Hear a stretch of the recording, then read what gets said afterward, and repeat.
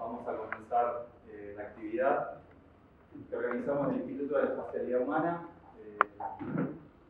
y ha sido vinculada al hábitat popular y la agenda de los derechos humanos, experiencias y desafíos. La verdad que de parte nuestra estamos muy contentos de estar participando del tercer Foro Mundial de Derechos Humanos que organizó la UNESCO en este predio, que además tiene una significancia muy fuerte en todo lo que tiene que ver con la cuestión de la democracia en su 40º aniversario y también lo que fueron las políticas de derechos humanos. Así que de alguna manera que este evento se esté desarrollando aquí con tanta gente, organizaciones nacionales, internacionales, movimientos sociales que han participado, la verdad que nos pone muy contentos. Habíamos preparado un marco general para tratar de poner la charla en un contexto, pero creo que lo importante es dar la palabra a los expositores, que ya les agradezco que hayan venido. Vamos a estar grabando la charla y después subiéndola a las redes para que puedan tener también alguna síntesis de las mismas. Y después al final, Fernando Vera, también investigador del Instituto de Espacialidad Humana de la UBA, va a estar presentando algunos proyectos que estuvimos trabajando y que me gustaría también comentarles y que quedan registrados. Dicho esto entonces, les voy a ir dando la palabra y presentando a cada uno. La idea de hoy es tratar de pensar la idea y el concepto de hábitat en tanto derecho humano, desde distintas perspectivas. Por un lado la historia, por un lado los patrimonios, por un lado la perspectiva también de género aplicada al urbanismo, la transición ecológica es otro de los temas que también queríamos tocar, el impacto del ambiente en las ciudades, la organización en los barrios populares y, por qué no, nos dimos la oportunidad también, algo que quizás en entornos académicos a veces no se le da el espacio, es pensar sobre el tema de las espiritualidades. Dicho esto, voy a ir presentando a cada uno de los panelistas y la idea es que si surge algún tipo de comentario lo dejemos para el final y después vayamos peloteando. Así que voy a pasar a presentar entonces a nuestro primer expositor, que es Javier Fernández Castro. Como todo arquitecto, sin imágenes, aunque sean imágenes de palabras, no podemos hablar. Así que, más o menos, no es necesario, pero ayuda por ahí seguir estas imágenes. Lo primero que marca la doctrina de la investigación, digamos, es definir de qué estamos hablando, hacer el recorte del campo que estamos hablando. Y siempre es difícil hablar del tema hábitat popular, porque a lo largo del tiempo ha tenido diversas acepciones y seguramente las que hoy manejamos, la propia de hábitat popular en algún momento cambie, cuando encontremos palabras más precisas. Pero en principio hace ya bastante tiempo que hablamos de hábitat y no solo de vivienda. Voy a decir algunas obviedades, pero está bien ponerlas sobre la mesa. En el sentido de una visión bastante más integral, que tiene que ver con el paisaje, con las infraestructuras, con los equipamientos públicos, digamos, con la condición de ciudadanía, tanto en la ciudad como en la ruralidad, los espacios que son necesarios para el desarrollo de nuestras prácticas sociales, que son la vivienda principalmente, pero que son mucho más que la vivienda. Y por otro lado, el recorte que adjetiva esa gran cosa que es el hábitat, que como en definitiva todos habitamos, que es el tema de lo popular, ¿no? De ahí hay algunas palabritas, hábitat social. El hábitat es social, no hay hábitat por fuera de la sociedad, ¿no? Entonces eso no establece una particularidad. El hábitat emergente. Bueno, estos fenómenos disruptivos de pobreza, etcétera, son cuestiones que emergieron, por qué, para qué y de dónde. Y además son situaciones fáciles de superar, o es un tema pasajero, es una anomalía pasajera que no va a pasar. Entonces, nuestro propio nombre de villas de emergencia, para una de las modalidades más claras de esto era, bueno, esto es resultado de una emergencia particular, no de la normalidad. La normalidad sola va a contra esto, ¿no? En esa ilusión. Lo mismo el término marginal, que las ciencias sociales ya han debatido bastante. Bueno, estos son los sectores que están al margen de la sociedad o son los sectores consecuencia de este modelo de sociedad. El margen forma parte de la hoja, decía mi maestro, no es algo que está son la misma cosa, no se puede entender una sin la otra. Algunos otros eufemismos, informal. Informal porque no cumple con las normas, porque no cumple con las legalidades. Para los profesionales del proyecto lo que no tiene forma no existe, no se puede ver, no se visibiliza, ¿no? Entonces, aparte como si lo informal fue una decisión, una opción de vida. Y por último el de la pobreza, que pareciera ser más ajustado, también si hagamos un poco del tema, no necesariamente las expresiones de este tipo de hábitat popular tienen solo que ver con temas de pobreza. Hay algunas otras cuestiones más. Y aparte, fundamentarlo en el tema de la pobreza implica como dejarlo a economistas y cientistas sociales y los proyectistas no tendrán nada que hacer, porque no sabemos cómo lidiar con la pobreza, sabemos cómo adornarla. Entonces, esta cuestión de hábitat popular y recuperar ese proyecto que encierra la palabra pueblo, con un colectivo, con una voluntad de destino, con una serie de objetivos, etc., aparece por el momento de la forma más acabada de la representar. Con un colectivo que no es un colectivo totalizado, es un colectivo que implica un sector de la sociedad que está resistiendo y proponiendo frente a situaciones que no son específicas. Acá le voy a robar un poquito al padre, seguramente parte del discurso, ¿verdad? Pero estas adjetivaciones, el modo de tratar, los verbos, las acciones que son necesarias para tratarlas, también están en discusión, ¿no? Mucho tiempo se habló de urbanizar, incorporar a la ciudad, incluir a la ciudad. Y en algunos documentos que nos han servido de mucho para conceptualizar el tema, el equipo de Curas Villeros, creo que este fue el segundo documento del 2018, nos llama la atención sobre algunos temas, diciendo, no hay que urbanizar, eso ya es ciudad. No es que no es ciudad, nuestras ciudades son eso también. Y en esos recortes viven los sectores que trabajan en los servicios y la producción de la ciudad. Entonces esto de urbanizar, que parece casi una tarea civilizatoria, casi argentina, ¿no? Que vamos a ir a ordenarnos y ponernos lindos. Les leo muy rápidamente la frase del documento de los curas, que me parece que es bastante más iluminadora que lo que yo puedo decir.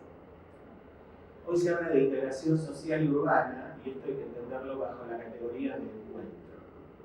Esto es reconocer al pueblo que vive en nuestros barrios como sujeto colectivo, con su cultura, su lenguaje, su modo de razonar, sus ritmos, sus símbolos. Esto no es populismo, siempre que hablas. Es sencillamente respetar al otro como otro. En estos encuentros los barrios populares recibirán mucho, pero debemos reconocer que ellos ya aportan mucho.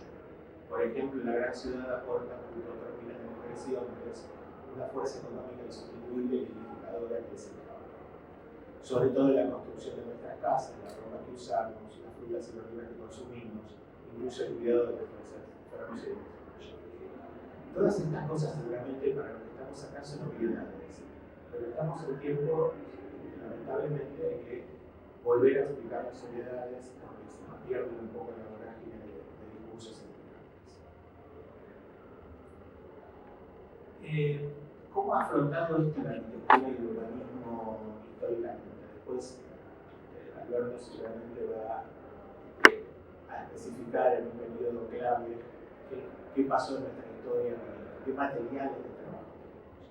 Cuando digo materiales, cuáles son los proyectos y las políticas anteriores desarrolladas que nos pueden servir hoy como, obviamente, transformadas y adaptadas a los contextos actuales, que siempre son visibles y cambiantes, una posible respuesta. No estamos partiendo de cero, nunca nadie parte de cero.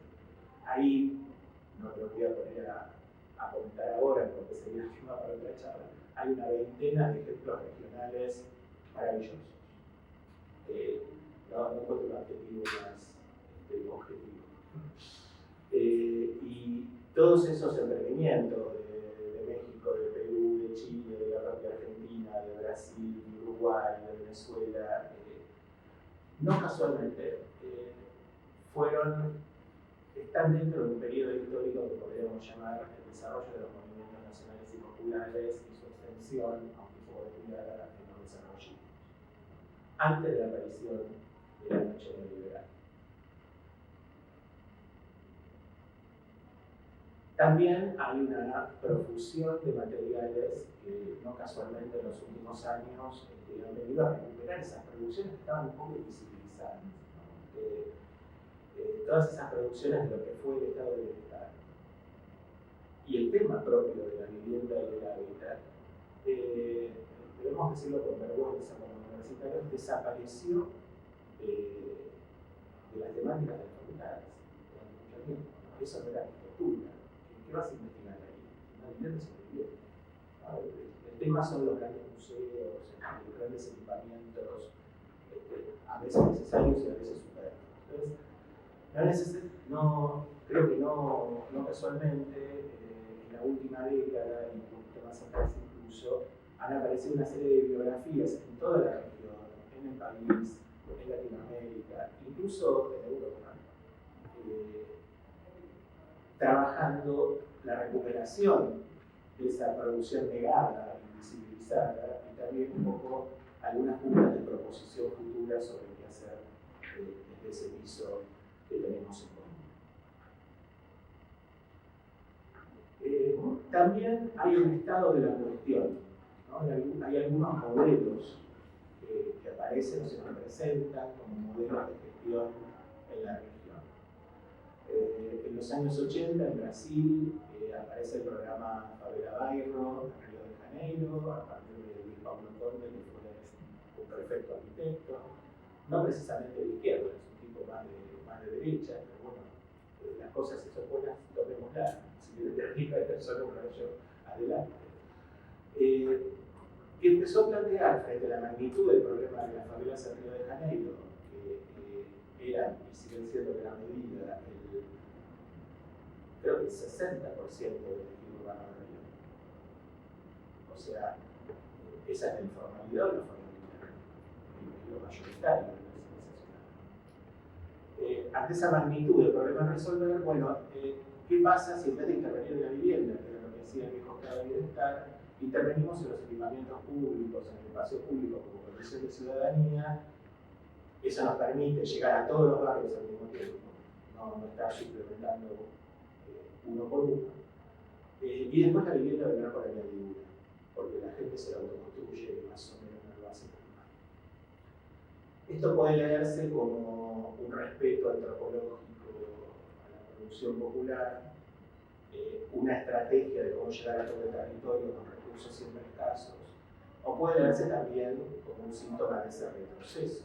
El Estado que se ocupaba de todo, ahora solo se ocupa de una componente. Y ahí está el peligro. Eso mismo en una versión, si se quiere, hasta con mejores arquitecturas y con un marketing también a nivel regional bastante más importante, fue el urbanismo socialmente de Medellín, que sigue siendo, a pesar de los transcursos. E incluso algunos enlatados internacionales, programas, como ha sido en nuestro país, que sigue siendo el programa de mejoramiento de barrios, ¿no? Ya como proyecto internacional. También podríamos hablar de esa otra deuda externa que es consumida supuestamente como compensación a la debacle que genera la auténtica deuda externa.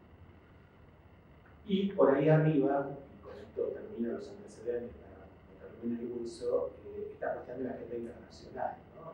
Los consensos del programa de Naciones Unidas, de las conferencias de las 3, etc., que marcan una agenda de deber ser, de cosas que debemos cumplir, que vuelven a instalar temas como el de la densidad, que había sido perdido en esos grandes conjuntos iniciales, pero que terminan siendo como una gran declaración de principios sin hablar o abordar sobre los instrumentos de cómo se consiguen los recursos para llegar a eso. Obviamente son documentos internacionales que están a la firma de todos los países, entonces todos firman que tenemos que ser buenos. Ahora, ¿de dónde sacar los recursos para ser buenos? ¿A quién hay que quitar para dar? ¿O cuáles son las acciones concretas? Ya es un tema que obviamente queda liberado de la conciencia de los funcionarios, digamos, ¿no? Las bondades y los defectos de la corrección política. Bueno, acá por ahí voy a entrar un poquito en la polémica que les proponía. Nuestro país y la región se encuentra hoy, obviamente, ante dos modelos claros, un modelo claro a desarrollar eso. Y acá está también de forma muy caricaturesca y rápida, la producción de ciertos modelos, tal cual los conocemos hoy. La vivienda masiva del plan federal, con una cantidad de inversión que recuerda los momentos históricos del estado de bienestar de que hablé al principio, pero que no habla de las calidades de la construcción del estado de bienestar del principio. O la frivolización absoluta y la ausencia del tema, ¿no? Como contrapartida. Ahí hay una intervención en el espacio público donde la foto de arriba es el espacio sin intervenir y la de abajo es el espacio intervenido. Si alguna vez me puede decir cuál es la diferencia o qué cosas distintas pasan en ese lugar, en la foto de abajo que pasaban en la foto de arriba, y se han invertido millones ahí con contrataciones internacionales, etc. Entonces, estamos entre aquello que nos advertía Evita, no hacer arquitectura para pobres con pensamiento pobre, estando muy contentos con que hacemos mucho, sin mirar mucho lo que hacemos. O el tema no existe y los hechos inclinados, como dijo él. ¿Y cómo salir de esta encerrona?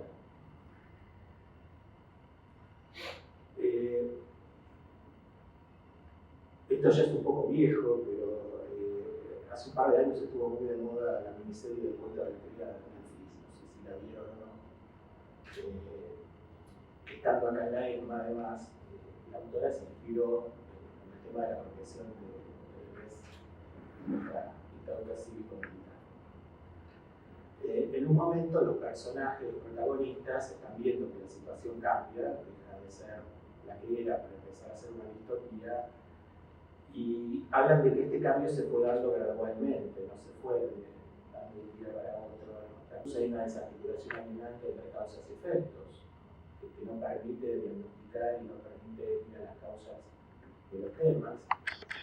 Y en lo específico, fruto de esta cuestión de hagamos cada vez menos y más chiquito, aparecen cuestiones de focalización en programas separados, políticas desarticuladas, no territorializadas, o sea, soluciones iguales para cualquier lugar, y este divorcio entre la calidad y la cantidad que mostré en esas dos fotos, insisto, con disculpas un poco exageradas. Hay una autorrepresión de las escalas de intervención. Nos compramos el verso de que hacer cosas más chiquitas es mejor, frente a un problema que cada vez es mayor. Y hay como una naturalización de la pobreza y una serie de tabúes técnicos para abordarla que nos está generando un discurso que solo se mueve a sí mismo para repitiendo cosas. Entonces, para ir cerrando, lo voy a desarrollar más rápido, voy a plantear tres propuestas de salida que por eso son muy técnicas y muy específicas del lugar arquitectónico. Obviamente tienen que ir acompañadas de decisión política, de recursos y de organización popular, ¿no? Podemos traer mejor los proyectos, pero si no van acompañados de decisión y no está apropiado que van a ser sus sujetos de derecho, no sirve de nada, pero tenemos que tener ese tipo de proyectos al respecto. Entonces, para ese proyecto planteo tres cuestiones muy rápidas.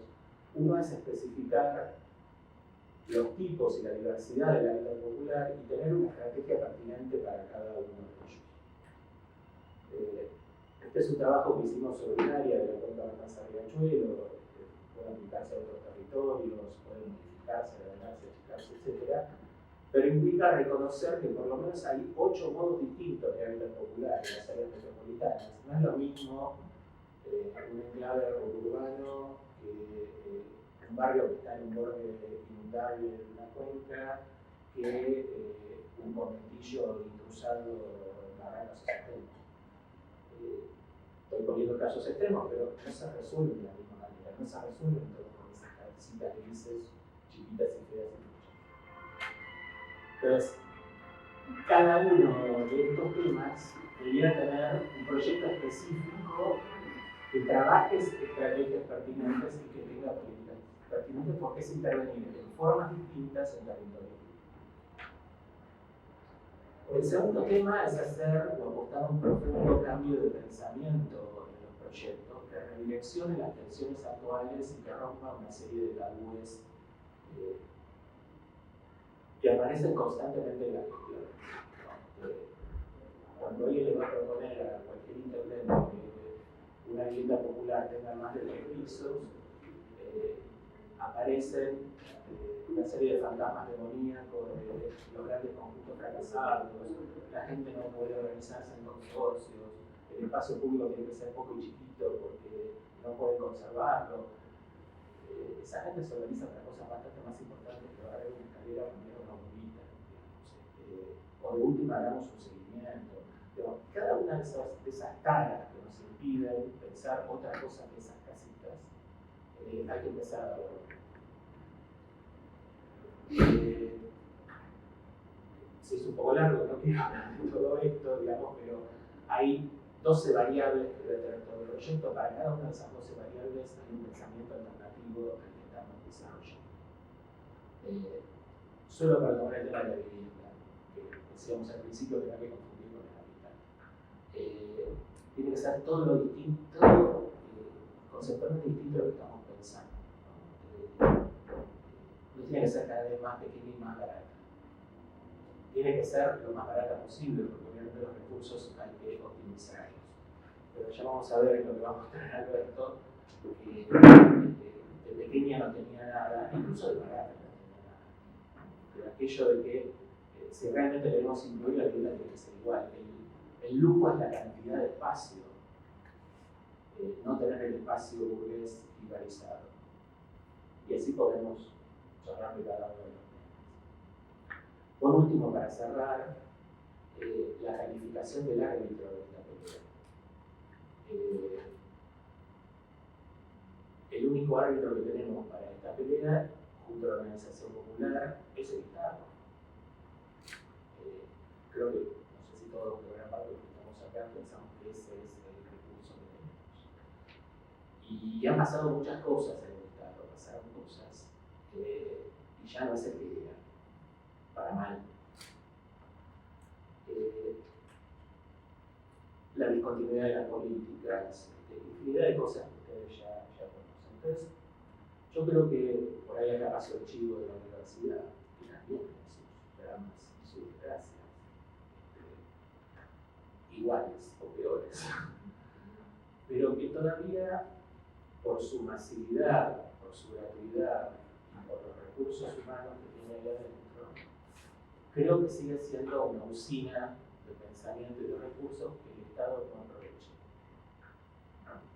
Hasta ahí, por ahora, no ha llegado a la degradación. Entonces, esa foto en blanco y negro es una vieja oficina pública de obras públicas o de vivienda, creo que es una foto del Estado mexicano en los años 60, donde estaban esas filas de tableros, ejércitos, gente dibujando y produciendo para todo lo que había que hacer. Hoy eso ya no existe. Pero no existe porque se reemplazó el tablero por una computadora. No existe. Y si existe, está fragmentado inicialmente. Si queremos pensar alternativas a estas situaciones que planteé muy rápidamente, ¿dónde si no en la universidad? Digo yo, por ahí suena un poco de populismo ilustrado, no es mi objetivo político, o el populismo ilustrado, también, gracias a la gente que la mesa ayuda. ¿Dónde podemos pensar alternativas a lo que está pasando, sino donde se produce la masa crítica y aparte el Estado paga para que da recursos a su sociedad? Entonces, creo que aprovechar esas masividades, esas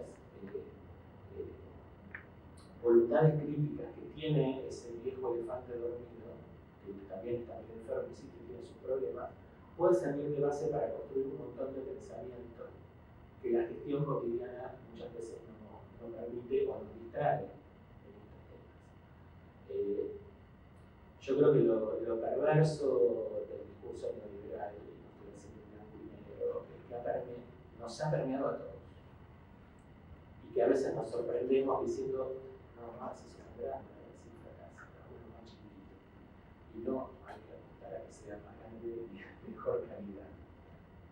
Entonces, bueno, creo que el árbitro tiene un lugar de calificación que no está usando y esa podría ser una tercera pata para solucionar eso. Bueno, estaría para mucho más largo, pero hay gente mucho más interesante para charlar en la mesa. Muchas gracias. Como bien decía recién Javier, el hábitat es bastante más que la vivienda, aunque la vivienda siempre ocupa el tema central del hábitat, con toda razón, ¿no? Tierra, techo y trabajo, como Alde después va a decirlo. Y el techo le debe mucho al primer peronismo, que es el tema en el cual me he especializado en mi antigua cátedra de arquitectura argentina en la UBA. Es más, cuando la fundamos con Coco Larrañaga, con mi compañera todavía, la fundamos con la intención aviesa de que el tema central iba a ser la arquitectura del primer peronismo. Entonces le agregamos cosas antes, le agregamos cosas después. Algunas sorpresivas como película. En los últimos años estoy replanteando mi visión sobre el general múltiple justo. Olvídense por un minuto del pacto de Roca-Manzano. Por otra parte, es la obra moderna del Estado, un Estado presente más importante previo al peronismo. Por supuesto que el primer peronismo decuplica, no centuplica esa obra. Pero los equipos técnicos que el arma, que el presidente conservador, que llega, como todos sabemos, en modo espurio a la presidencia, pero es un presidente constitucional, no legítimo, pero sí constitucional, porque es elegido después del golpe de Liburgo. Son los equipos que van a tener listos Perón con la revolución del 43, que yo considero el comienzo del peronismo, porque no todas las revoluciones son iguales en nuestro país. Hay algunas que son mejores que otras, ¿no? Casi la única. Esa revolución del 43 para cortar esta reivindicación, otra vez esta vuelta atrás de lo que había hecho el primer gobierno popular del siglo, de don Hipólito Yrigoyen, que lejos están los radicales de ese hombre. Bueno, esa primera reivindicación, esa primera ley de casas baratas, que se llamaba, que de barata no tenía nada, pero que duró la ley de origen del diputado Caferata, un católico, un militante, luego la desarrollaron Yrigoyen y Marcelo de Alvear, sobre todo Marcelo de Alvear, que primero Yrigoyen va a tener que sentar las bases de un nuevo modo de dirigir la política, e intervenir las provincias que estaban todas en manos del conservadurismo. Bueno, ese presidente conservador que antecede todo esto, funda en 1935 el Banco Central, que era Milei quien incendiario. Y funda Vialidad Nacional, donde hubo delincuentes con Iguacel, y donde se sustancian los juicios principales contra Cristina. Entonces, toda la historia es relativa.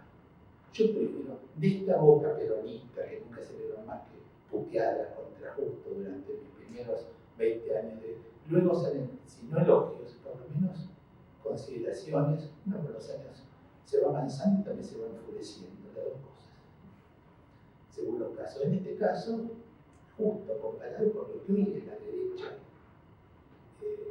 semi-analfabeta y peligrosa y fascista, es León Trotsky. Es decir, todo hay que mirarlo dos veces. Bueno, vamos a ver en otro periodo. Yo elegí la obra de la Fundación de Perón y concretamente elegí las 2 horas de secuela de la Fundación, que cubrieron todo el país. Ahora teóricamente empezamos, pero una cosa más. Y lo elegí porque no solo forma parte de la mitad, sino porque fue una elección, lo mismo que el hogar de los niños, que la ciudad de los niños, y que la ciudad infantil y la ciudad estudiantil, acá en Núñez, es muy especial de vida. Y además acá doble homenaje. El homenaje a la obra y el homenaje a cuál fue el rol de la mujer en ese momento. Hoy día hemos naturalizado. El tiempo nos ha obligado a naturalizar el rol de la mujer, pero en la década del 40 Lo que hizo Evita fue revolucionario, y voy a explicar por qué. Y lo primero, la ley de voto. Como decían mis tías que vivían en Flores, en una cuadra eran todas radicales, menos ellas, cuando le preguntaban, siempre las preguntas eran insultantes, que era la vecina radical, pero ¿cómo yo esa chica bien educada? ¿Por qué son peronistas? Y ellas contestaban con una voz meliflua, y mirá, porque hasta que nos dio la ley de Evita, las mujeres éramos como vacas mirando pasar el tren. Entonces ahí acababa la conversación. No había más diálogo después de eso. Entonces, este rol, y es curioso que se vuelva a repetir.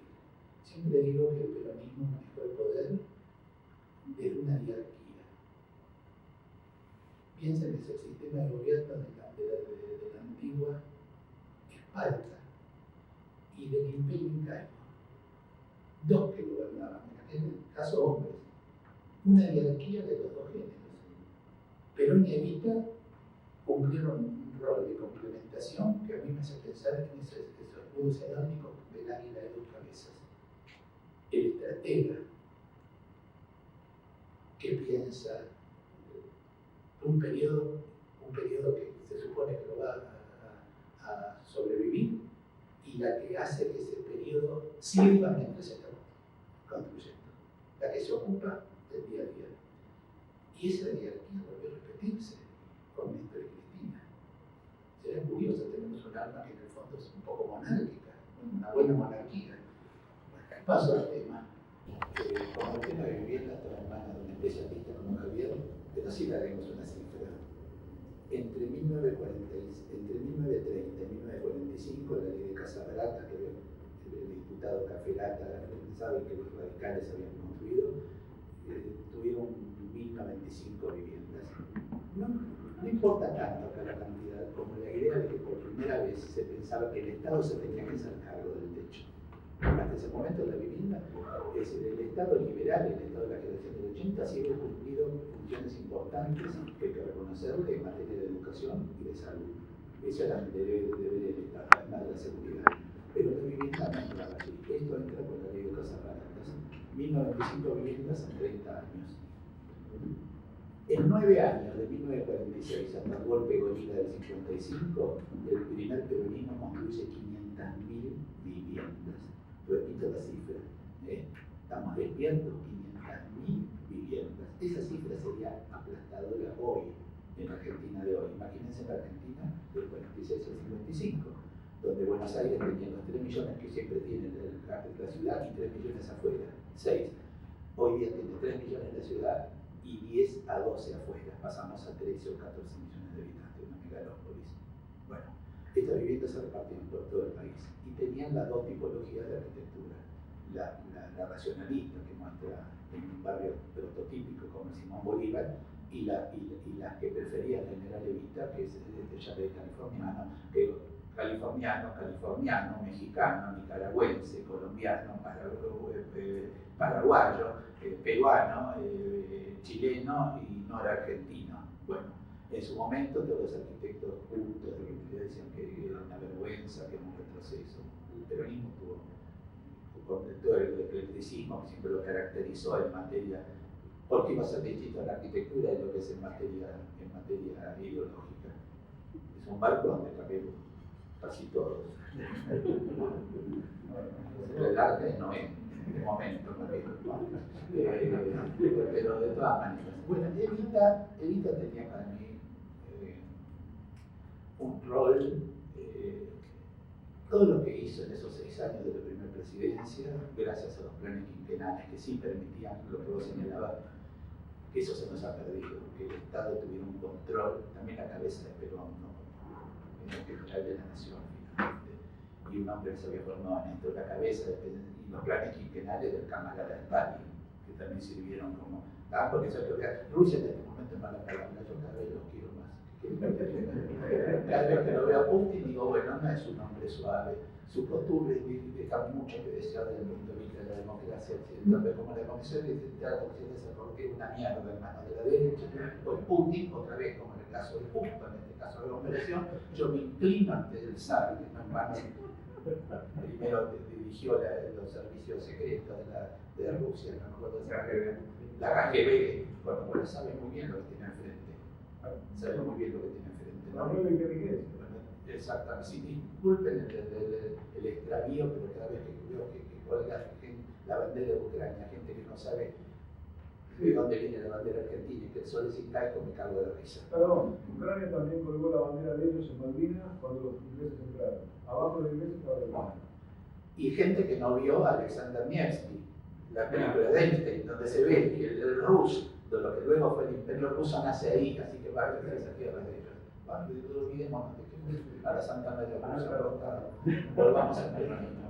Pero que son temas que me gustan profundamente. Toda Europa arrodillada delante de los yanquis, pagando 4 veces el gas, que se jodan, que le hicieron invierno, pero este que se... No se puede. No es un pensamiento muy cristiano, volviendo a Evita, ella lo que ha escrito en La razón de mi vida muestra claramente. Esta vez que damos la conferencia esta por todo el país con el compañero Daniel Santoro, y la agrega a Lacan, al pensamiento de Lacan, al exceso de voces, me parece perfecto. Los peronistas siempre tenemos que hacer alguna cita francesa, culta, de un filósofo, porque siempre para que consideren que somos menos brutos de lo que suponen. Bueno, entonces ahí estuvo rápido Daniel Santoro, citando a Lacan, se armando un punto. Pero el tema es el siguiente, ella lo dijo escrito en La razón de mi vida. Por eso mis hogares son generosamente ricos. Más aún, quiero excederme en esto. Quiero que sean lujosos, precisamente porque un siglo de asilos miserables, de beneficencia, no puede borrarse sino con otro siglo de hogares excesivamente lujosos. Esto es lo que gusta de Evita, y esto es lo que es revolucionario. No quiere solamente que sea el solucionar una necesidad, quiere que sea con igualdad con los sectores más desarrollados de la sociedad. Y además estábamos en un país capitalista, porque acá no estábamos quemando el Palacio de Invierno, no estábamos en la Revolución Rusa. Entonces, ese país capitalista, que la gente aspirara a tener lo mismo que tenían los más favorecidos, me parece que eso es lo revolucionario de ella. Cuando daba estas conferencias hace muchos años en la facultad, y éramos pocos los peronistas, me acuerdo que siempre los compañeros del PC, que hoy día por suerte están cerca nuestra, ¿no? Todo se arregla.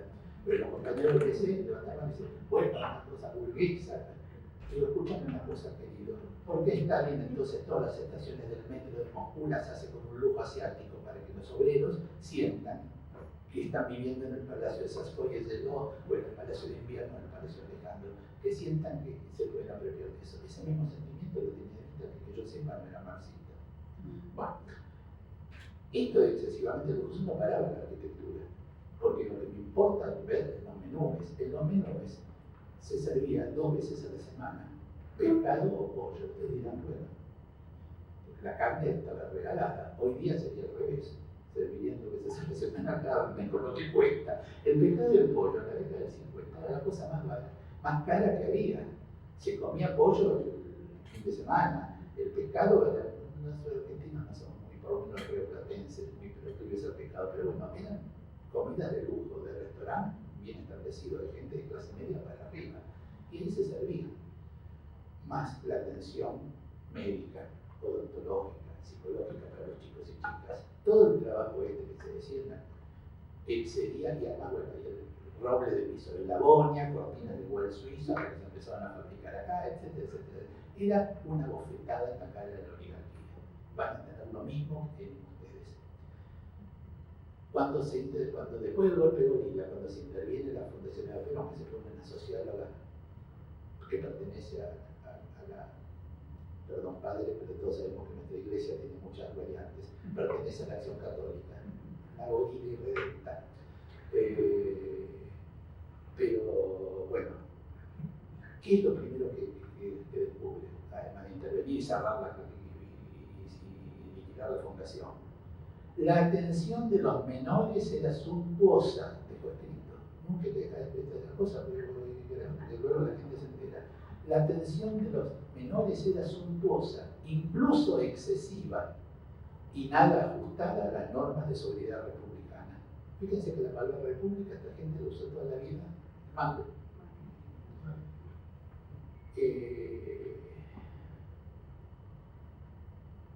es realmente, este para mí es un tema capital de lo que hoy está pasando y de ese estado de bienestar. No me gusta tanto llamarlo así, pero de hecho cumple esa función que se ha perdido. Que se ha perdido, pero lo cual no significa que se pueda recuperar. Lo grave es que ha cundido de un modo muy grande, y siempre hay que ver, no veamos en el ojo de la baja ajena. ¿Qué cosa hemos dejado nosotros de ser o de ser bien para que esto haya sucedido?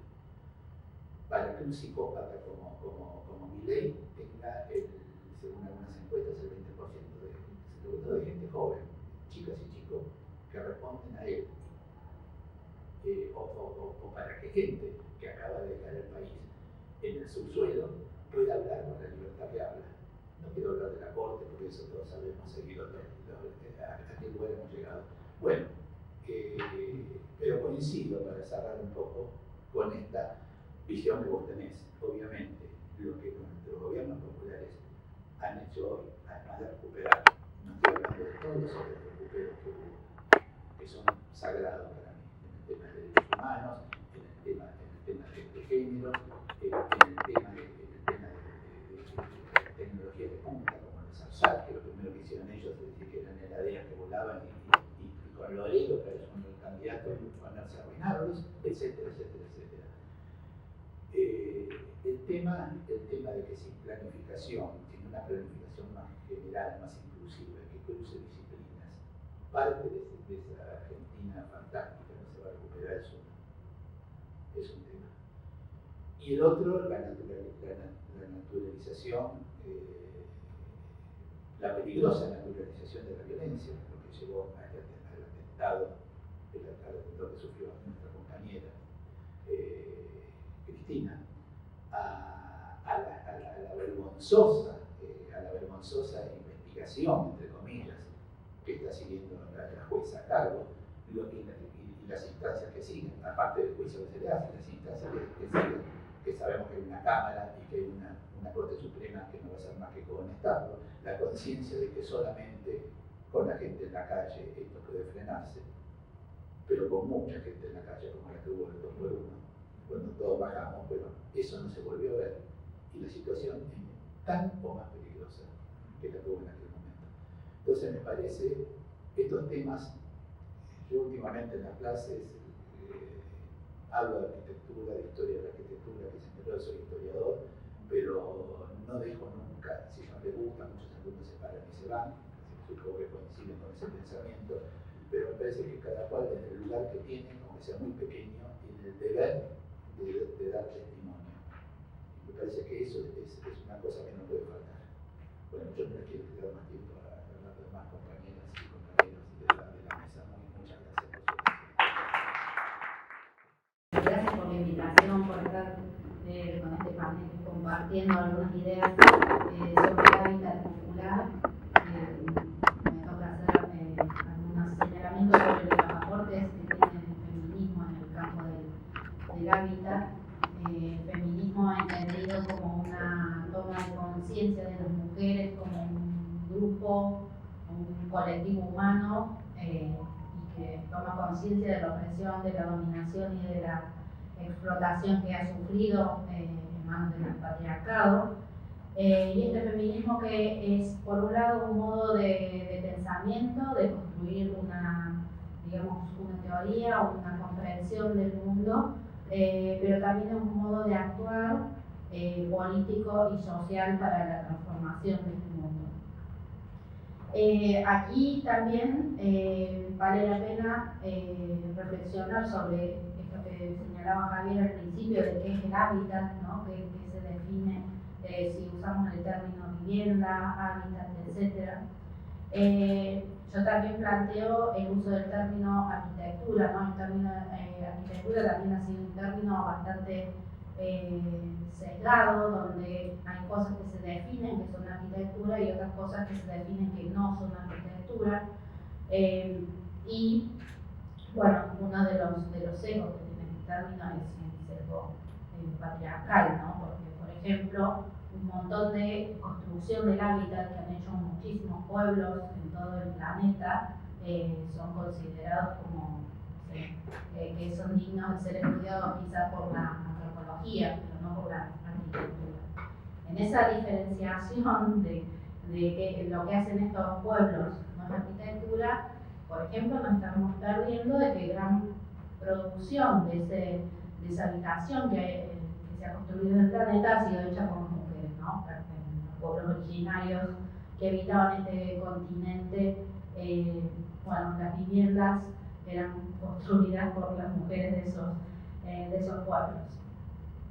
La igualdad de género que busca el feminismo es uno de los derechos humanos más protagónicos, de los valores que fueron enunciados en la Carta de los Derechos Humanos de 1945, y si bien fueron enunciados muy tempranamente, incluso después de la Revolución Francesa, Olympe de Gouges redacta la Declaración de los Derechos de las Mujeres.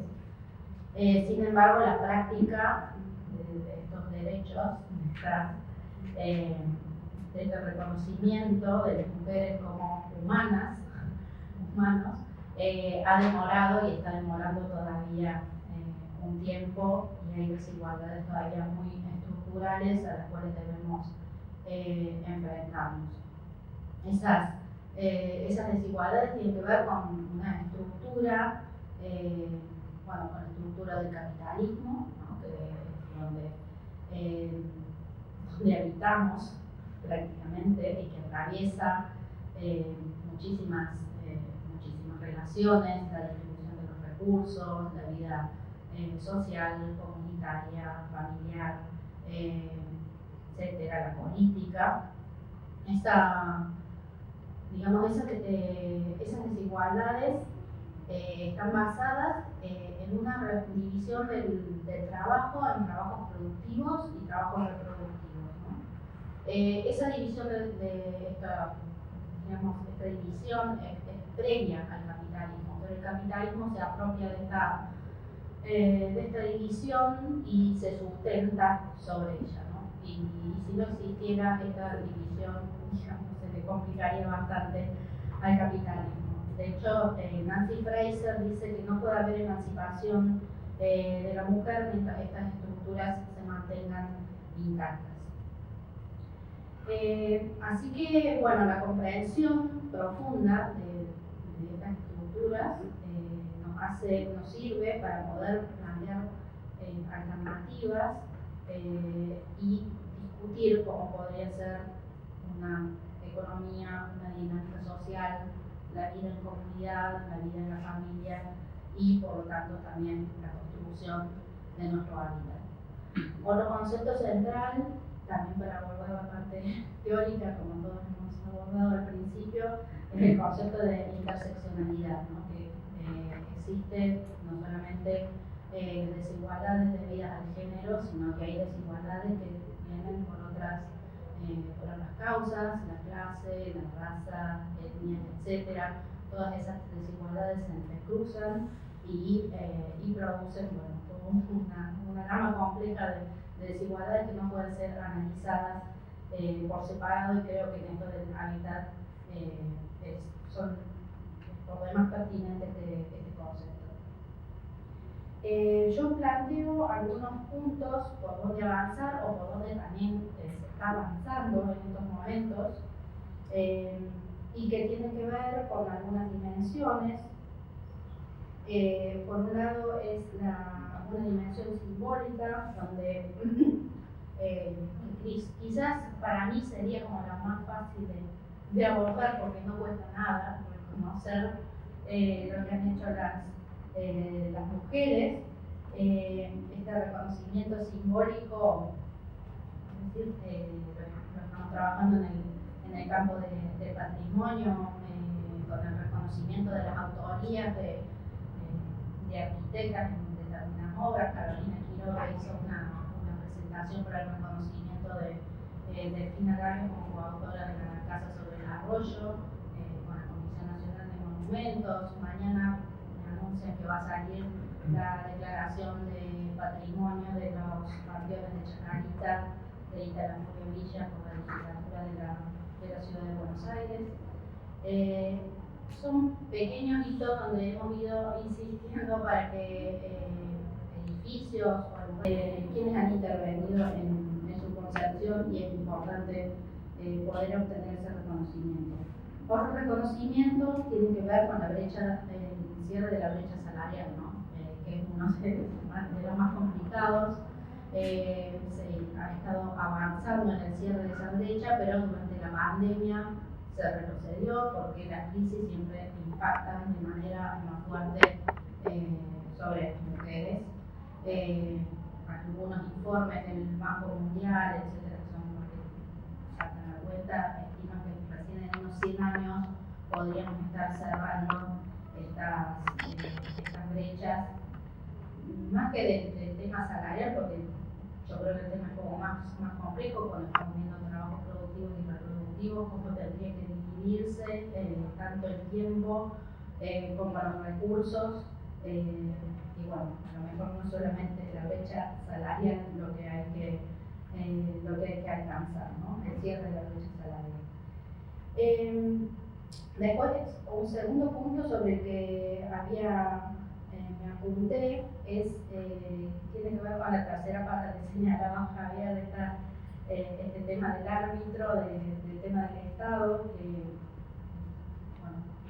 cómo se tendría que transformar o cómo se está transformando dentro de este tema, ¿no? Favoreciendo la participación política de las mujeres, como lo hizo Evita a través del voto, la participación política de las disidencias, también como lo está haciendo la ley de cupo trans, la transformación de normas discriminatorias, las capacitaciones que se están haciendo de la ley Micaela, que ayudan a que quienes toman decisiones puedan conocer estas cuestiones. Se está iniciando un camino de inclusión de la perspectiva de género en distintas políticas y programas, y cito un par de ejemplos de cosas que están ocurriendo o que han ocurrido hace muy poco, por ejemplo, en los documentos que elaboró el Ministerio de Obras Públicas en un equipo que estuvo liderado por Ana Falú, para cómo utilizar esta perspectiva para los programas y las políticas. Y otro ejemplo que vi y del cual no sé la verdad mucho, me tocó ser jurado en el concurso del Ministerio de Hábitat, donde se evaluaron distintas iniciativas en municipios de todo el país, en los cuales había muy poca perspectiva de género, pero sí me llamó la atención uno que brindaba soluciones para la toma de tierras en la vivienda 2 en Moreno, donde para la asignación de las viviendas se utilizaban algunos criterios que podrían servir de base como para, digamos, teniendo en cuenta si los hogares eran monoambientales, los hijos, etcétera, que podría ser como algo interesante para desarrollar.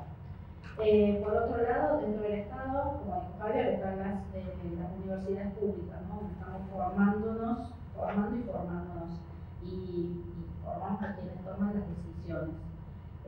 Ahí existe, tanto como en las otras instituciones, un sesgo patriarcal y del ejercicio del poder masculino en la disciplina arquitectónica y urbanística, en universidades, en facultades, en los municipios, en las secretarías, etcétera. Los planteles son totalmente masculinizados y hay que caminar ahí hacia la paridad de género para poder pensar juntos un poco estas transformaciones. En ese sentido estamos trabajando en un proyecto dirigido por Natalia Citajlo de Tucumán, un proyecto del Ministerio de Ciencia y Tecnología, UPST, estudiando lo que ocurre en las distintas universidades de la Argentina, cómo se dan estas situaciones en las facultades de arquitectura, tanto en la formación de los cuerpos docentes, los contenidos que se están dictando, las distintas posibilidades de formación que tienen disponibles, etcétera, etcétera. Eso estamos haciendo en este momento un mapeo que terminaremos a finales de este año para después poder hacer algunas propuestas.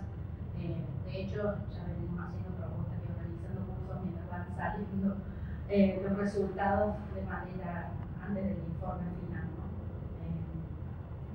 El otro aporte que podemos hacer desde la perspectiva de género es la manera de hacer el diagnóstico, ¿no? Porque podemos hacer propuestas, tomando propuestas que se han hecho en otros lugares, pero yo creo que necesitamos previamente hacer estudios específicos o tomar algunas herramientas que ya han sido tomadas por otras ciencias, otras disciplinas, la sociología hace rato que trabaja con estas perspectivas, y como siempre la arquitectura y el urbanismo se resistieron y recién están tomando conciencia de que bueno, acá hay como un potencial para trabajar y para investigar, y yo en particular como integrante del CONICET y del Instituto de Espacialidad Humana, me siento como muy interpelada por este vacío de conocimiento, donde se podría introducir estadísticas diferenciadas, hacer como un estudio específico tanto de género como de nuestra propia realidad. En el sentido este han avanzado, por ejemplo, el INDEC tiene una encuesta de uso del tiempo que tiene material como muy valioso, y también menciono el Mapa Federal de Infraestructuras de Cuidado que hizo el Ministerio de Mujeres, Género y Diversidades. Bueno, que nos brindan algunas herramientas y unas puntas para seguir trabajando. Y un cuarto punto referido al hábitat es pensar nuevas tipologías, nuevos espacios, nuevas escalas referidas a nuestra relación. Nuevas tipologías, algunas son tipologías que ya existen, por ejemplo las guarderías, que se hicieron muchísimas desde el principio del siglo XX que se hacen estos espacios, pero ahora hay como una idea de que estas infraestructuras tienen que estar como mucho más disponibles en los lugares de trabajo. Bueno, el otro día había un equipo proyectando que yo estaba observando y estaban diseñando un centro cultural, un teatro, y era un equipo integrado todo por señores arquitectos. Y decían, bueno, podemos ponerle una guardería al teatro, porque yo vi esto en Europa, que le ponían una guardería al teatro, que está buenísimo, ¿no? Porque mientras los mayores pueden asistir a la obra, los niños, las niñas pueden estar ahí en la guardería. Bueno, no se dan cuenta que esto era una innovación de la tipología con perspectiva de género, no se lo quise decir, no sé por qué eliminar. Pero sí, digamos, brindar estos espacios. También, bueno, en el instituto hemos dado cursos, talleres, donde en paralelo organizábamos talleres para las niñas que quienes participaran en el curso, y que digamos, madres y padres estuvieran liberados para poder estudiar.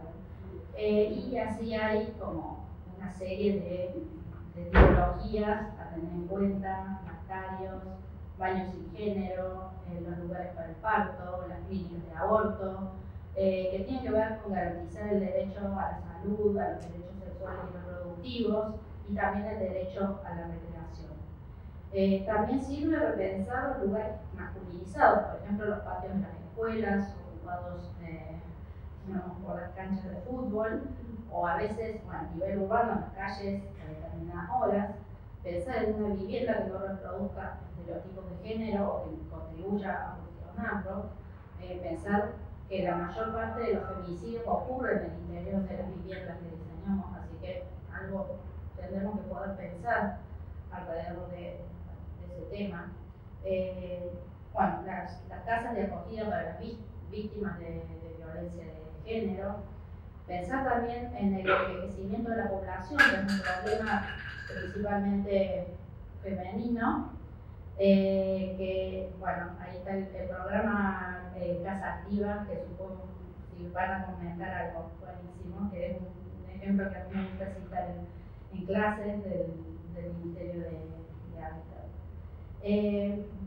Pensar las distintas pensar en las distintas escalas, el trazado de los viajes que hacen las mujeres dentro de la ciudad es más complejo que el de los hombres, porque se ocupan de hacer más cosas, entonces entender un poco cómo, y además usan más el transporte público que los varones, y que lo utilizan el transporte público con una lógica ya meramente productiva, no van al trabajo, vuelven del trabajo a la casa, de la casa al trabajo, básicamente.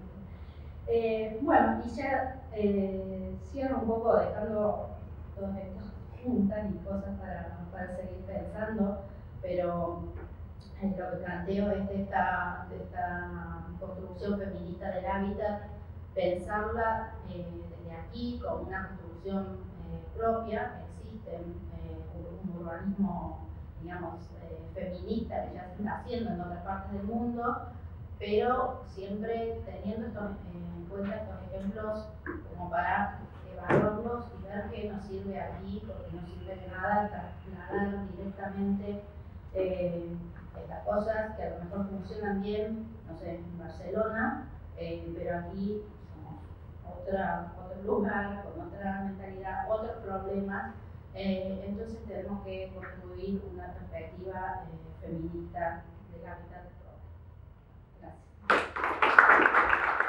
Yo soy Mercedes, como decían recién Agustín, soy parte de Jóvenes por el Clima, que es una organización que surge a principios de 2019 a partir de las movilizaciones masivas que se estaban gestando en distintas partes del mundo a raíz de la problemática del cambio climático, pero que además de tener el desafío de instalar en la agenda pública la problemática socioambiental y específicamente la problemática de la crisis climática, nos enfrentamos al desafío de desandar un preconcepto y narrativas que estaban muy instaladas en el imaginario colectivo, que entendían al ambiental y que en un montón de sentidos lo siguen entendiendo como una cuestión de segundo orden, como una cuestión despolitizada, que piensa el ambiente como algo prístino y lo desvincula de otras problemáticas sociales, políticas, económicas.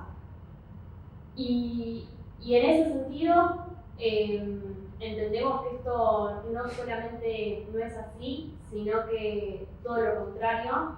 La desigualdad es tanto el origen como la consecuencia de la gran mayoría de las problemáticas socioambientales. Cuando hablamos, por ejemplo, de áreas inundables, los que son desplazados a estas zonas con una menor calidad de vida, son los sectores populares. Es más, el suelo muchas veces se mide y se evalúa en función de la calidad ambiental, y esto todavía se profundiza más cuando hablamos de cambio climático, que lamentablemente es el signo de nuestro tiempo. Cuando hablamos de la causa, porque el 1% más rico de la población mundial emite más del doble que el 50% más pobre, pero también cuando hablamos de las consecuencias, porque son los países, bueno, como la Argentina, que menos contribuyen a esta problemática, los que tienen menos herramientas a la hora de hacerle frente, y estas desigualdades también se replican al interior de los países, y lo vimos, bueno, en el último tiempo con las olas de calor. No es lo mismo atravesar una ola de calor con aire acondicionado que en barrios con cableados precarios, techos de chapa. Bueno, hoy en el Día del Agua, que es una de las tantas efemérides en temáticas ambientales que existen, vi un poco los datos del Observatorio Villero de la Garganta Poderosa. El 15% de las viviendas de los barrios no tiene conexión a red de agua, el 65% tiene conexiones inestables, el 44% tiene que comprar agua embotellada, bueno, el 51% tiene tendido eléctrico por fuera de las paredes, entre un montón de cifras que están a disposición, pero estos son factores de vulnerabilidad que no solamente impactan en las zonas de calor, sino que impactan en todos los fenómenos climáticos extremos, ya sean inundaciones, olas de frío, que son por otra parte la consecuencia más anunciada por la comunidad científica el cambio climático, el aumento de intensidad y frecuencia de estos fenómenos. Por eso hoy quería enfocarme más que nada en adaptación, que es algo que muchas veces se deja de lado cuando se discute de cambio climático.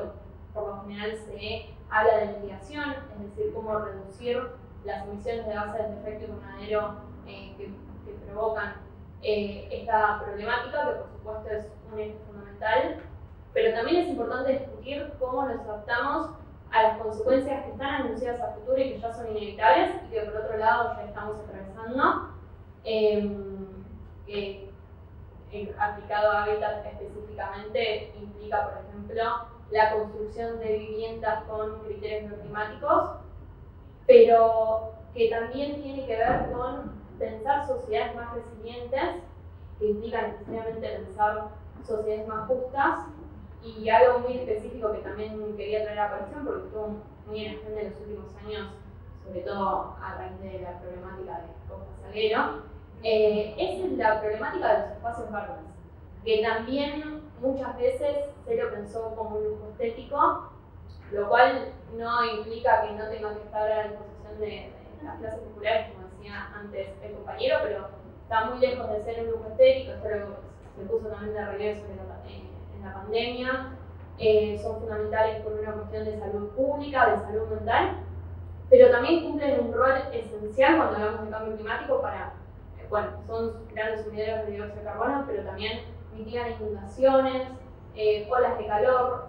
La ola de calor que atravesamos en el último tiempo no hubiese sido tan cruda si la ciudad de Buenos Aires tuviese los espacios verdes que corresponden, y que por otra parte tiene como contracara la especulación inmobiliaria y el problema habitacional que tenemos en la ciudad de Buenos Aires.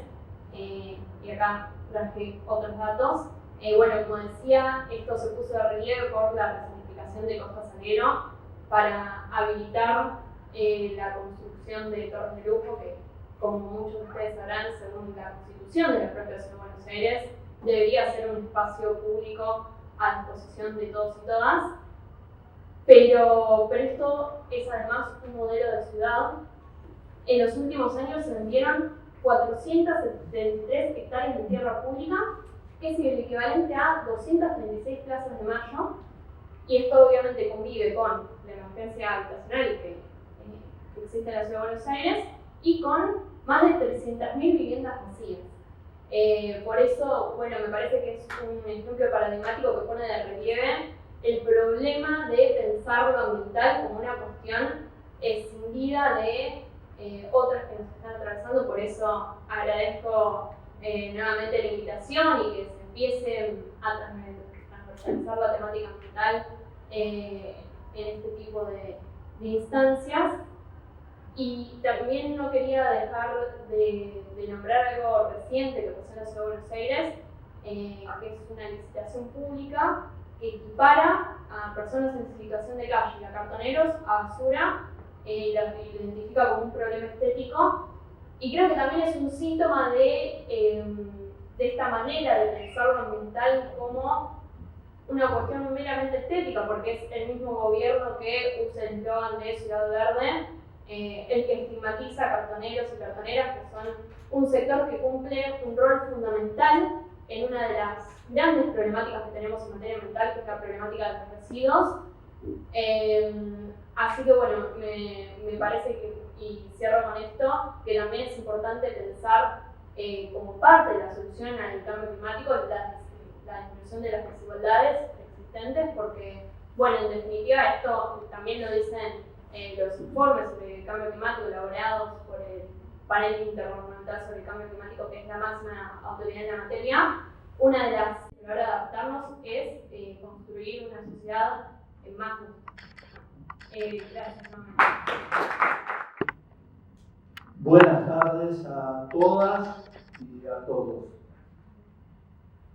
Gracias por la invitación a los organizadores de este evento, en este tercer encuentro mundial por los derechos humanos.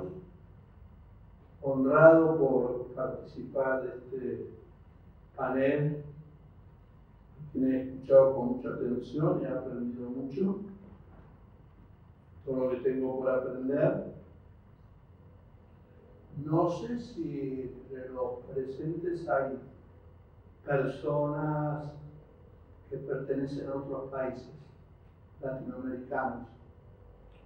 No, pero si no quería hacer una referencia especial a ellos.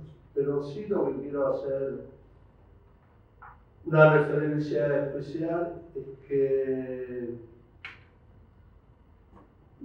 cuando entro a este edificio no dejo de sentirme profundamente conmocionado.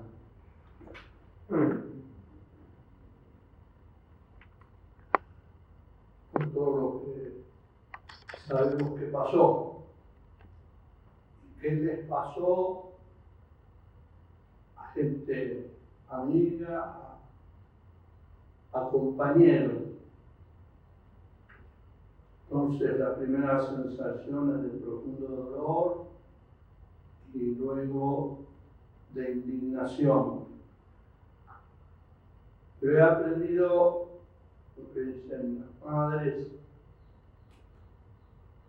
este no es un lugar de muerte, sino de vida, porque ellos murieron para que nosotros vivamos.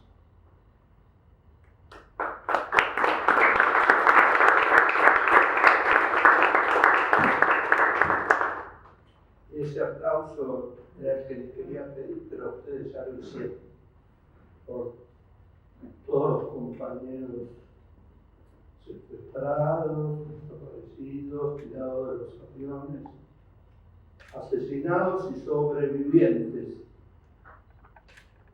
Y entre nosotros, ahora en esta reunión, hay sobrevivientes de la EPI. Te agradezco mucho que hayas tenido el valor de venir.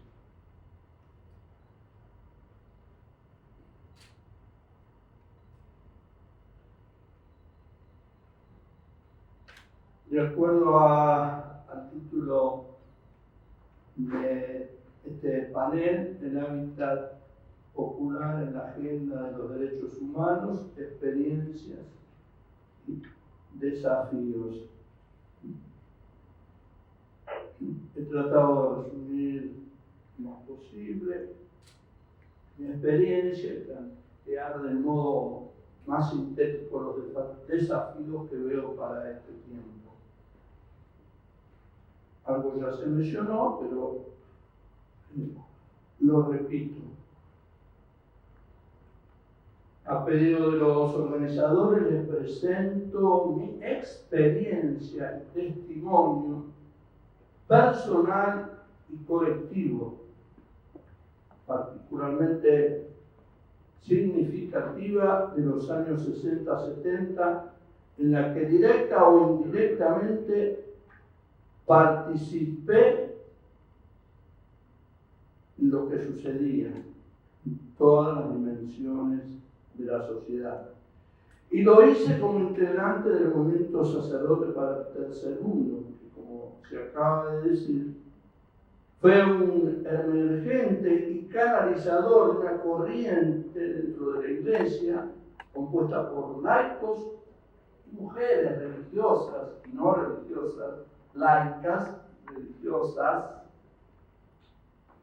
y algunos obispos que habían asumido un fuerte compromiso social con los sectores más desplazados de la sociedad, que acompañábamos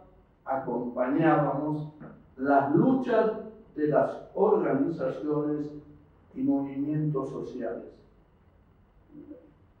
Preguntaba si había alguien de otros países hermanos, porque esta experiencia, que fue original de Argentina, se replicó en otras dimensiones en otros países de América Latina, particularmente en Colombia, en Perú, en México, en Chile y en Ecuador, para ver el alcance de esa corriente. Respecto al tema específico, hábitat y vivienda, seguiremos dilucidando y especificando. Gracias por el planteo, a veces uno no es tan experto y confunde. Tengo que decir que estuve personalmente vinculado a varias experiencias. Quizás muchos no lo conozcan, existió allá por los años 50 un grupo que se llamaba Emmaús, referenciado a la Pierre de Francia, que fue uno de los primeros curas lingeras, cartoneros. Ese grupo, entre otras actividades, se propuso colaborar con familias que carecían de vivienda y formaron un equipo, se llama equipo de apoyo, con profesionales, arquitectos, maestros mayores de obra y que administraban, conseguían los créditos, etc. Y allí participé yo colaborando, mientras estaba en el seminario, yendo los sábados a ayudar en la autoconstrucción de esa vivienda. Entonces, Emmaús era esta propuesta de autoconstrucción. Interesante, eso pasó en Villa Lugano. Mis otras experiencias personales respecto a la temática del hábitat fue mi cercanía a la ciudad oculta de Matadero, la Villa 15, durante los años que yo fui párroco en Mataderos, del 75 al 2000, apenas 25 años. Y ahí fui muchas veces a la villa, había un cura, Pedro Rafael Capuchino, compañero, así que me pude interiorizar de toda la problemática de la villa. También tuve una relación directa con la villa del Bajo Flores, donde había un compañero mío de ordenación sacerdotal, la 11114, que por toda una promoción que hizo la misma gente de la villa, ahora se llama Barrio Rodolfo Richardel. Estuve también vinculado a otro compañero del movimiento, el Héctor Botán, una foto que sacó de Diario La Razón, y la va a mostrar para que vean que es cierto. Ahí estuve yo, ahí jovencito, parado, y la cana vino así, circule, ni qué, nosotros estamos ahí con el cuellito, todo ahí, nos quedamos parados, ahí estamos. Bien, primera hecho relevante. El segundo hecho relevante fue la primera peregrinación de villeros a Luján. Siempre había una tradicional, pero los villeros se juntaron y instalaron esta consigna: transformar las villas en barrios obreros. El tercer hecho significativo que compartí, participé, es que en las villas, además de los movimientos asistenciales, reivindicativos, como dimensión política se organizó el movimiento villero peronista. No puedo hacer comentarios. El compromiso social y político de los sectores de la iglesia mencionada se fundaban en las renovadas enseñanzas sociales de la iglesia, derivada de la dimensión social del Evangelio. Muchos toman el Evangelio nada más que un acto de llamado a la conversión personal. Es un llamado a la conversión y al compromiso social. Y parte también de la indignación ante la injusticia, como la llamaba Evita. Y proclamábamos el derecho social a la vivienda como esencial a la dignidad de las personas. Este era el fundamento, si se quiere llamar, doctrinal. No éramos cuatro loquitos que fuimos a pegar un tiro a Cristina. No, éramos tipos que fundamentábamos desde una visión de la realidad, uno en el pueblo, como decía Angelelli, y otro en el Evangelio que nos impulsaba a comprometernos.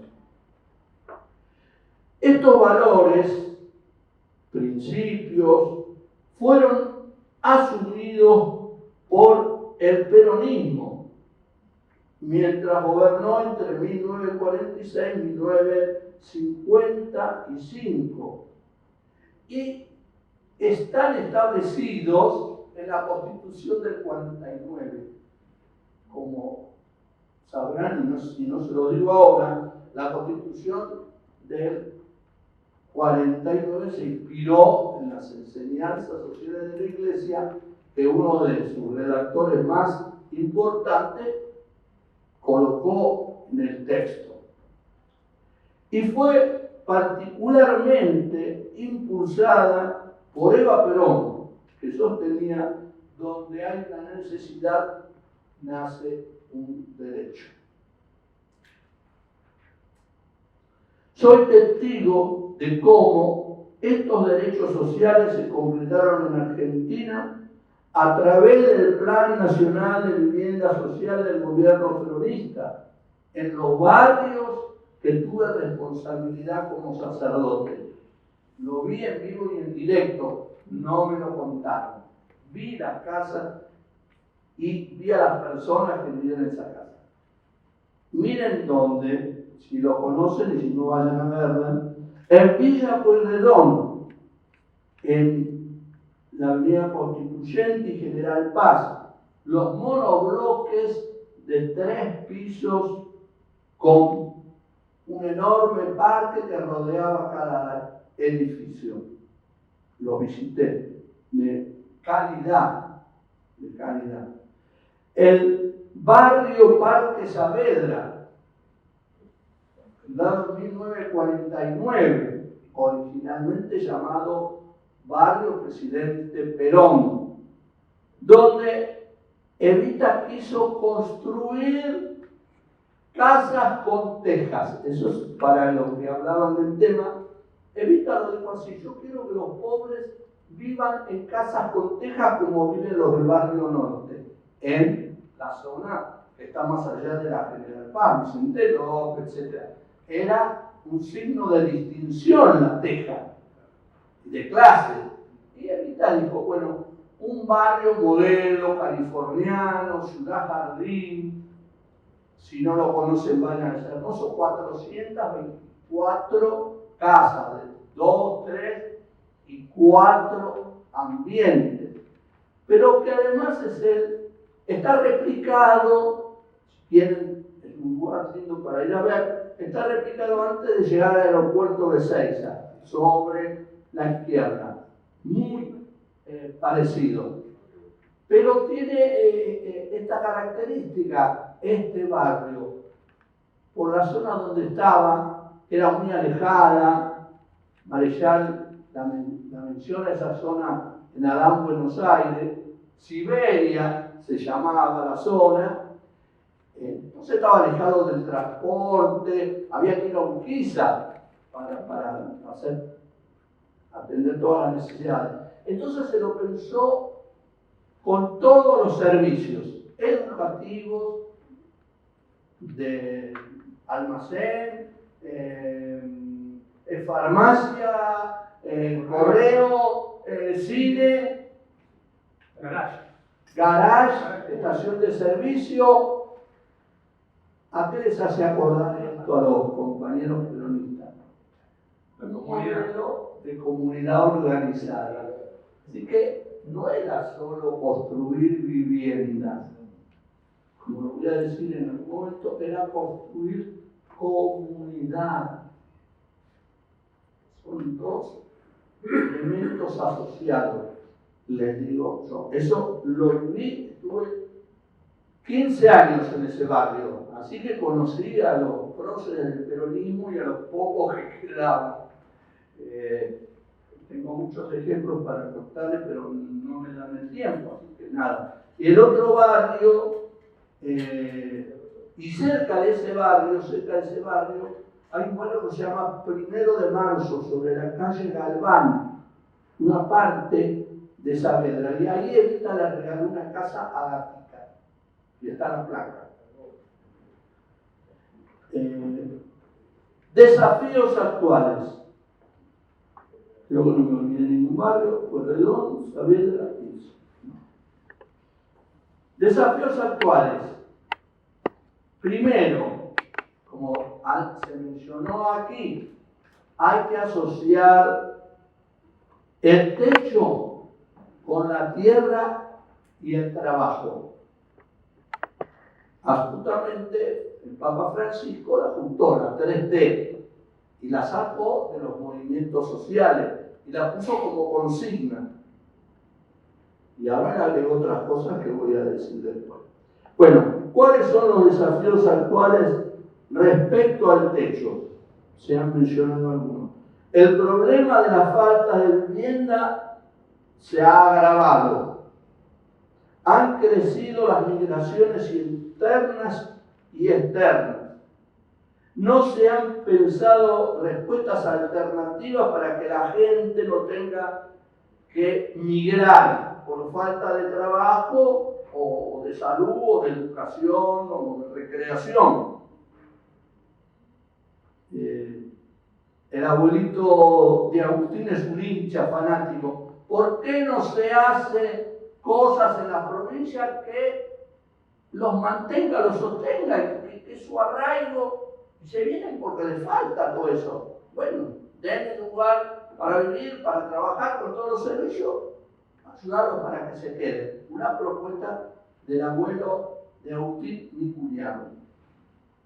Pues está toda la familia, así que ojo.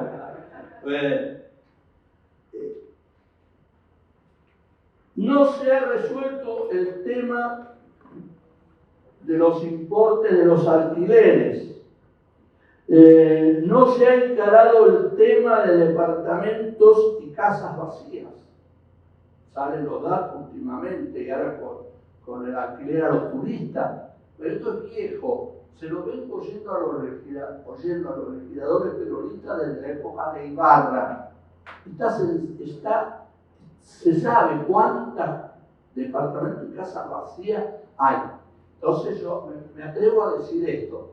Así como en su momento se propuso y no se cumplió en la provincia de Buenos Aires, la renta a la tierra no productiva, a la tierra potencial, no habría que pensar en un impuesto a las casas vacías. Transmítanselo a alguno de sus amigos. Bien. No hay, con el perdón de nuestro gobernante, no hay un plan de gobierno suficiente para la construcción de las viviendas necesarias. El otro día repasábamos con Agustín, faltan 3 millones. Aunque hagamos 100.000 por año, vamos a tardar 30 años en cubrir las necesidades de vivienda. No sé si se dan cuenta de esto. Ustedes lo sabrán mejor que yo, pero y menos va a suceder esto en los gobiernos liberales. Así que ojo a quién van a votar, porque menos casa va a haber, además de menos de todo, pero tampoco va a haber planes de vivienda menos populares. En todo caso, van a ser estos negocios inmobiliarios en Costa Salguero. Bien. No basta, esto también lo hemos charlado con Agustín, no basta un plan estatal de construcción de edificios. No se trata solamente de construir edificios, decíamos con Agustín, también tenemos que construir comunidad. Él tiene un ejemplo de su trabajo en Villa Lugano, en la construcción de 400 viviendas que hizo el gobierno de la ciudad. Con un equipo llevaron adelante esto. Sí, se construía y fantástico, y muy lindas las casas parecen, pero ellos se ocuparon de construir comunidad, de hacer participar a los futuros habitantes en todo el proceso de valoración, de traslado y de integración de todo lo que se iban a vivir a ese barrio. Así que no, eso me gustó, también me gustó, no es solo construir edificios, un plan de vivienda. Y por ejemplo, en ese sentido, hay que impulsar más, esto lo conozco porque lo hicieron los de la Villa del Bajo Flores, a los que querían, los organizaban también con equipos de laicos, laicas y religiosas, para que por medio de planes de autoconstrucción se edificaran casas en San Justo, por ejemplo. El tema, pensar, los expertos, no lo sé, el plan de autoconstrucción, que participe de la construcción de todas las casas y después se sortea, no que cada uno se haga su casita, ¿no?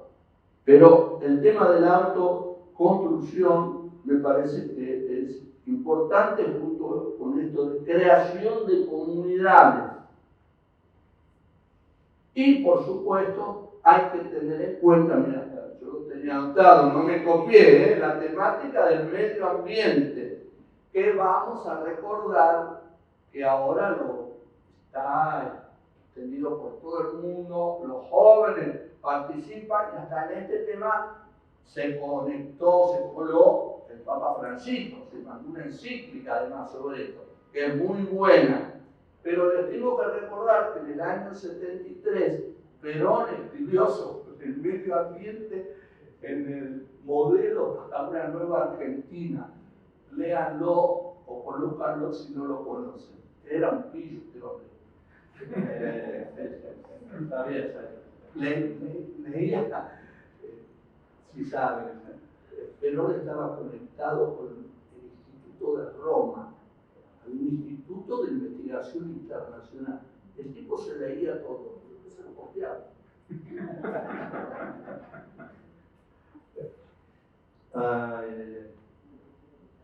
Bien. Problemas de la experiencia que yo tuve, particularmente en las villas, y que hoy me cuentan los curas que están en villas. No está el movimiento sacerdote para el tercer mundo, está el grupo de Opción por los Pobres, no importa qué matices tiene cada uno, pero lo que sí todo constata que hay algunos problemas que no existían en aquella época, y yo lo he comprobado. Uno, principal para mí, es la lucha de pobres contra pobres. De los dentro de la villa y los que están fuera de la villa contra los que están en la villa. Quisieron, cuando se quiere trasladar gente de la villa a un barrio por casa que construye, supongamos, el Instituto de la Vivienda de la ciudad, la gente que está en el barrio dice: no quiero que venga esta gente. A pensarlo.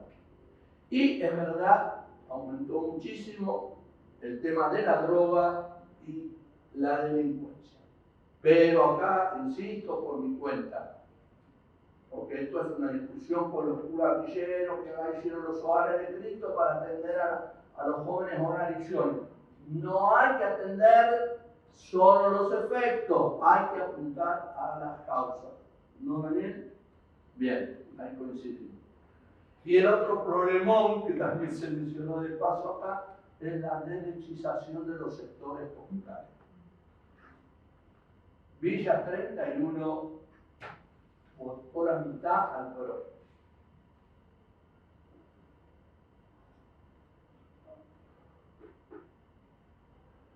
Bien, esto es referido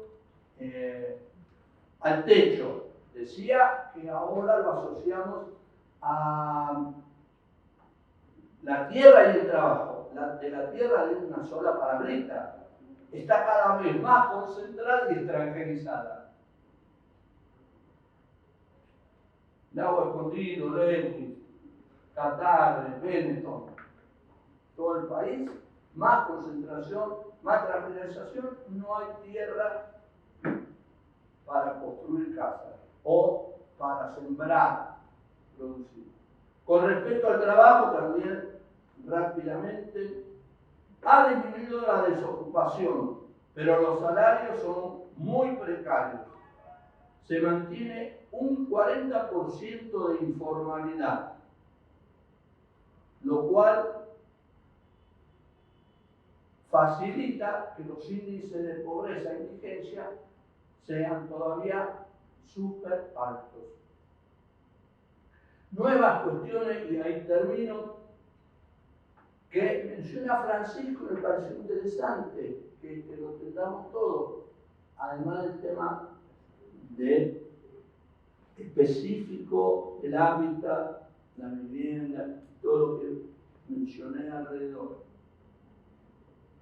Alguien lo dijo acá, leyó el texto de los curas Villeros. Es distinto urbanización que integración urbana. Los villeros se consideran parte de la ciudad. Si está Villa Devoto, Villa Urquiza, Villa del Parque, ¿por qué no Villa Retiro? Porque, ¿cuál es la diferencia? Ellos se quieren considerar así. Y no, la política es urbanizarlo, que tengan algunas cositas ahí adentro para transformarlos en guetos. Tenerlo bien encerradito ahí. Esa es la percepción que tienen los curas Villeros, y por eso casi una de las primeras declaraciones contra el gobierno de Macri fue esa, porque a él le pareció que no iba. Bien, integración urbana, hay que unirlo a agricultura familiar, economía popular, y últimamente se nos ha despachado, copiándose de la OIT, Francisco, está incluyendo el salario universal y la reducción de la jornada de trabajo. Bien, si lo dice el Papa, podemos aprovecharlo. Ya lo dijo la OIT, pero bueno, está. Y como una perlita, quiero decir que como cuestión de fondo de todos estos temas, está el de la propiedad. Aquí mi compañero de izquierda, me van a comprender por lo menos. Esta cuestión de la propiedad. Santo Tomás dice que sin propiedad no se puede vivir, pero después distingue. ¿Cuál propiedad? Es primaria, principal, el destino común, y secundaria la propiedad individual. Y siempre la propiedad individual está subordinada al primario. Por eso puede haber expropiación por el bien común. La Iglesia acepta la expropiación con indemnización o sin indemnización. Depende de la situación. Pero ojalá sostuviéramos realmente este concepto. Y por eso hay algunas frases que son más conocidas, que es el de que la propiedad tiene una función social. Eso lo dice la Constitución del 49, copiado de las encíclicas sociales tal cual. Sampay fue uno de los principales redactores, cristiano de ley, y dentro del grupo que trataba la reforma de la Constitución, planteó esta cuestión. Pero eso se queda corto, no se las hago larga, hoy es incompleta esa definición. Por tanto, hay que reformar también la Constitución del 49 y adaptarlo a una nueva concepción de la propiedad. No es una función que es, bueno, un derivado de, si viene bien y para ayudar, bueno, hay que tener en cuenta, repartamos un poco, no. Juan Pablo II, con todo lo conservadora, dio un pasito más. Dice, sobre la propiedad pesa una hipoteca social. Por ahí uno lo entiende mejor. A mí no me resulta tan fácil, pero es que como que los propietarios no son dueños absolutos de lo que tienen, son deudores de los demás. Eso quiere decir. Tiene una cosa interesante. Juan Pablo II es el primero que escribe una encíclica completa sobre el trabajo. Laborem exercens se llama. Haciendo el trabajo. Y para los que leen con sutileza, a pesar de que era todo lo contrario, hay categorías que podemos decir que se aproximan al marxismo, en esa concepción del trabajo como factor esencial de la dignidad humana que está por encima de todo. Que está por encima de todo. No sé qué le pasó, pero está así. Y bueno, y la tercera expresión respecto a la propiedad es que no quiero usar la palabra, se usó, Juan 23 usó la socialización, ahí suavecito.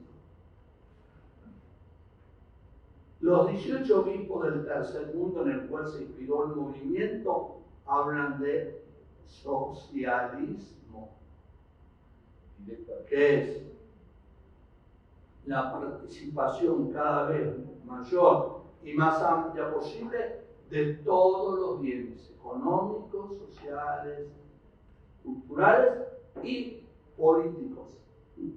Bien, este ha sido mi aporte, les agradezco. Muchas gracias.